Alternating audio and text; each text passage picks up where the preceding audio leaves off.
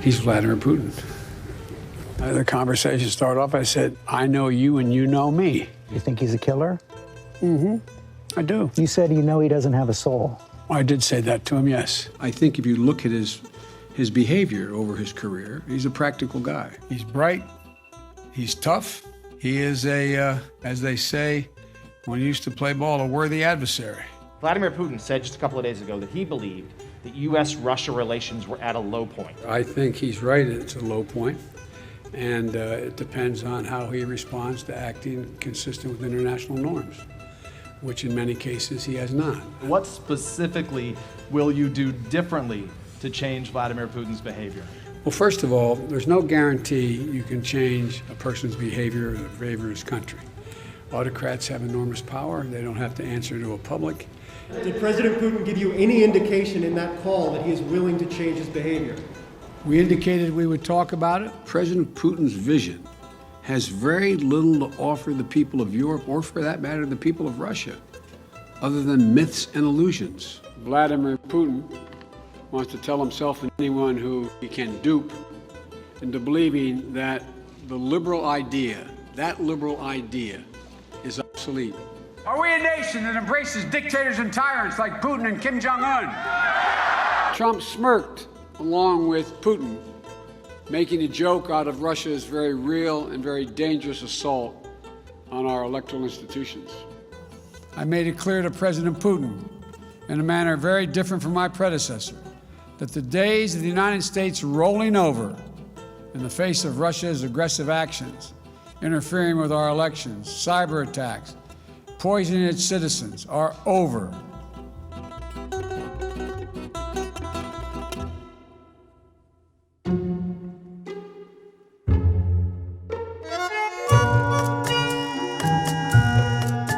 The reason Russia was in Afghanistan was because terrorists were going into Russia. They were right to be there. Turns out that opinion of the Soviets' decade-long war, which was opposed across party lines in the United States and across the Western world, is one currently being promoted by the Kremlin.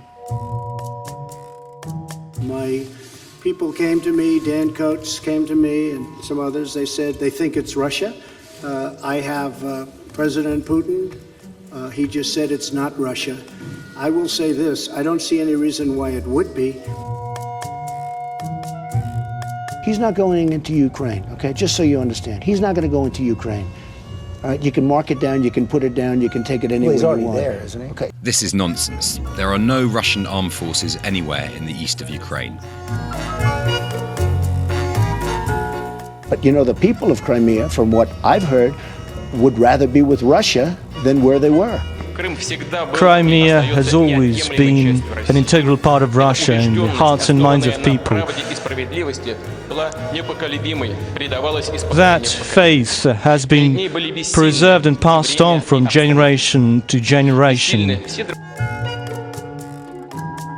I think NATO is obsolete. NATO was done at a time you had the Soviet Union, which was obviously larger, much larger than Russia is today. There is no more Warsaw Pact, neither the USSR. Why would they need it?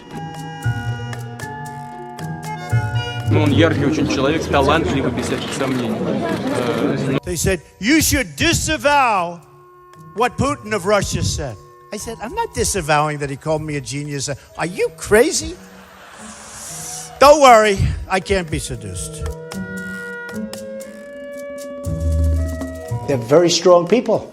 They're very aggressive people. They make it aggressive. And congratulations, you're in World War III. Calling Montenegro and Montenegrins a threat is not part of American foreign policy. It's not part of conservative American foreign policy, liberal foreign policy, the moon is made of green cheese American foreign policy. I mean, the president is not reading that in his briefing books, no matter who is writing them. The only place on earth articulating that is the Kremlin under Vladimir Putin. I don't mean to be an alarmist, but the President of the United States is echoing directly the line of the Kremlin on a whole bunch of things. I never met Putin. I don't know who Putin is. He said one nice thing about me. He said I'm a genius.